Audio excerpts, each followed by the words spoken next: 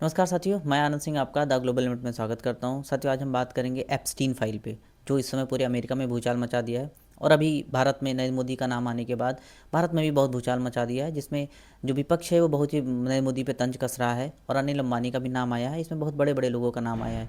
जो Jeffrey Epstein, जो 1953 में न्यूयॉर्क में जमना जन्मा जेफरी एप्स्टीन, जो बहुत ही एक नॉर्मल सा टीचर था, मैथ्स का टीचर था, साइंस का टीचर था। वो बाद में ऐसे फाइनेंस में इसका बहुत रुचि बढ़ा। फाइनेंस में रुचि बढ़ने के बाद ये पैसे कमाने की इसकी लत जो हुई, जिस तरीके से ये पैसा कमाने की इसकी लत थी, उस लत ने इसको इतना बिगाड़ दिया, इतने बड़े बड़े लोगों से कॉन्टेक्ट इसने बना लिया, चाहे वो डोनाल्ड ट्रंप हो गए, बिल क्लिंटन हो गए, हैरी ब्रूक हो गए, माइकल जैक्सन हो गए और अनिल अंबानी हो गए और एडवर्ड हो गए। मतलब बहुत बड़े बड़े लोगों का इसमें नाम आया है।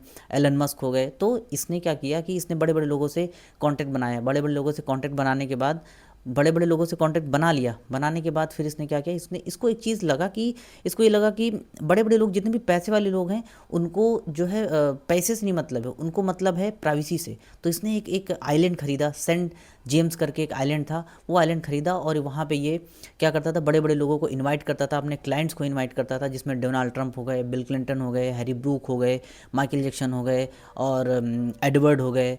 ऐसे बहुत बहुत लोग हैं, मैं इनका नाम आपको डाल दूंगा, आप देख लीजिएगा। बहुत लोग को ये इनवाइट करता था।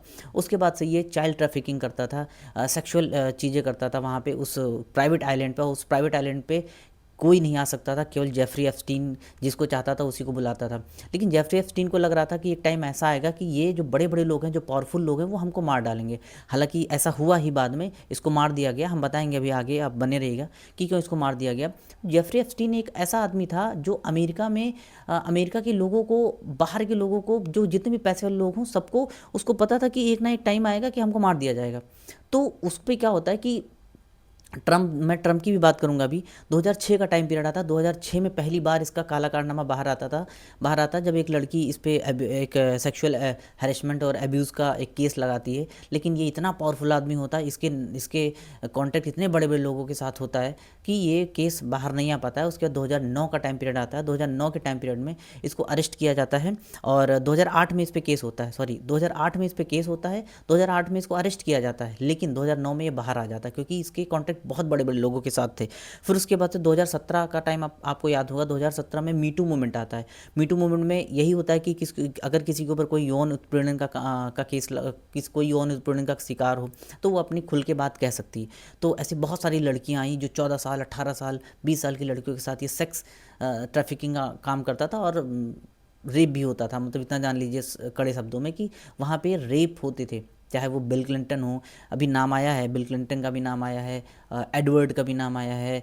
उसके बाद से 2009-17 के बाद जब मीटू मूवमेंट होता है, 17 के बाद 2019 में 6 जुलाई 2019 को इसको जेल में डाला जाता है। अब ध्यान रखिएगा, 17 में गवर्नमेंट आ जाती है, राष्ट्रपति बन जाते हैं डोनाल्ड ट्रंप। जब डोनाल्ड ट्रंप राष्ट्रपति बनते हैं, उसके बाद से डोनाल्ड ट्रंप को पता लगता है कि यार, अगर ये तो बहुत बड़ा, इसने पूरी फाइल बना ली है, क्योंकि ये हमको मार सकता है, ये मतलब हमारी हमारी छवि खराब कर सकता है।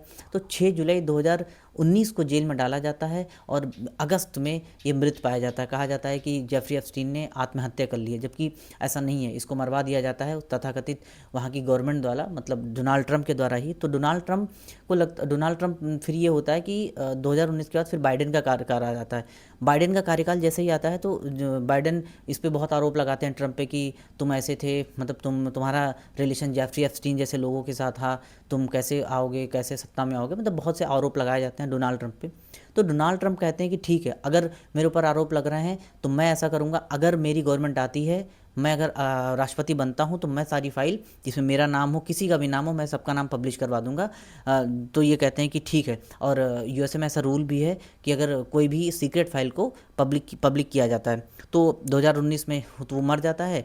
फिर उसके बाद से फिर से जब मतलब दुर्भाग्यपूर्ण राष्ट्रपति बन जाते हैं डोनाल्ड ट्रंप। जब राष्ट्रपति डोनाल्ड ट्रंप बन जाते हैं, उसके बाद से फाइल रिलीज़ होती है। तो 19 दिसंबर 2025 को कुछ 3 लाख पन्नों की एक फ़ाइल रिलीज़ होती है जो रिलीज़ करते हैं डिपार्टमेंट ऑफ जस्टिस के द्वारा। डिपार्टमेंट ऑफ जस्टिस ये फ़ाइल रिलीज़ करता है और फाइल रिलीज़ होने के बाद कुछ दिन तक तो ये आता है, मतलब 19 दिसंबर को ये फाइल रिलीज़ हो जाती है, लेकिन उसमें बहुत नाम नहीं आता है। तो उसमें बहुत लोगों का नाम आता है, लेकिन सब कुछ ब्लर रहता है, सब कुछ फ़ोटोज़ पे एकदम ब्लैक कलर करके उसमें ऐसा लिखा होता है। और कुछ भी किसी को मतलब ये होता है कि पब्लिश तो होता है, लेकिन किसी को कुछ पता नहीं चल पा रहा है। फिर वहाँ की गवर्नमेंट पे, वहाँ के कोर्ट पे ऐसा प्रेशर क्रिएट किया जाता है कि यार ये कैसी फाइल रिलीज़ करा दी हो, इस फाइल में तो किसी का नाम ही समझ में नहीं आ रहा है, किसी की फ़ोटो ही समझ में नहीं आ रही है, जो लिखा है उस पर आपने ब्लैक करके कलर करके कर दिया है। उसके बाद उसका दूसरी खेप जो है 30 जनवरी 2026 को रिलीज़ होती है, जिसमें नरेंद्र मोदी का भी नाम आता है, बिल क्लिंटन का भी नाम होता है,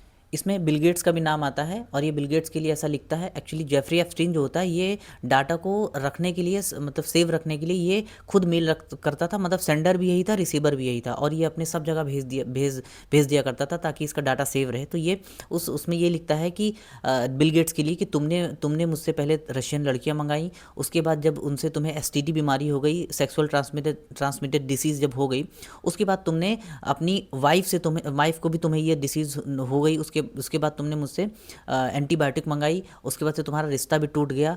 टूटने के बाद फिर इसके बाद नाम आता है प्रधानमंत्री नरेंद्र मोदी का। अब सबसे बड़ा इंपॉर्टेंट यही है कि इंडिया के प्रधानमंत्री का नाम कैसे आ गया, सबसे बड़ी बात ये है। जो जेफरी एप्स्टीन होता है, क्योंकि 4 से 6 जुलाई 2017 को नरेंद्र मोदी इसराइल के दौरे पे होते हैं, मतलब भारत में 70 साल में पहली बार कोई प्रधानमंत्री इसराइल के दौरे पे होता है। उस समय 2017 में गवर्नमेंट किसकी बन गई है, प्रेसिडेंट कौन बन गए हैं, डोनाल्ड ट्रंप। अब डोनाल्ड ट्रंप बन गए हैं, तो उसमें जेफरी एप्स्टीन ये लिखता है कि the Indian Prime Minister took advice and dance and sing in Israel to the benefits of the US President। तो मतलब ये होता है कि यूएस प्रेसिडेंट के लिए वहाँ पे डांस कर रहे हैं, सिंग कर रहे हैं नरेंद्र मोदी, ऐसा जेफरी एप्स्टीन खुद को मेल भेजता है। उसके बाद से अनिल अंबानी का भी नाम आता है। उसके बाद जो हमारा विपक्ष है बहुत ही तेज हो जाता है, वो कहता है कि नरेंद्र मोदी से ये क्वेश्चन पूछता है कि आपके ऐसे लोगों के साथ संबंध थे जो एक यौन उत्पीड़न का मामला जिसके ऊपर दर्ज है, जिसके ऊपर बहुत ज़्यादा प्रॉब्लम यूएसए ने भी क्रिएट कर रखी है, जो एक बहुत बड़ा दोषी है। मतलब इस आदमी को जो भी कही जेफरी एप्स्टीन को, सोचिए 14 से 18 साल के बच्चियों के साथ जिस तरीके से ये हरकत करता था या ये करवाता था, और इसने पूरी डॉक्यूमेंट्री क्रिएट कर ली थी। जैसे इसको लगता था कि हमें एक ना एक दिन ये बड़े लोग मार डालेंगे, और इसको पता था मार डालेंगे, और बाद में यही हुआ भी, इसको मार दिया गया।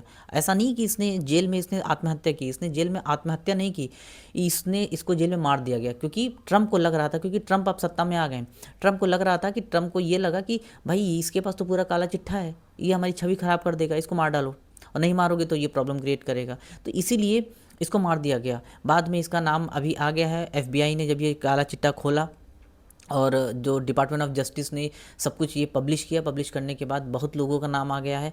अब देखना ये है कि इसमें और कितने लोगों का नाम आना बाकी है, और ये कितना फाइल और आना बाकी है।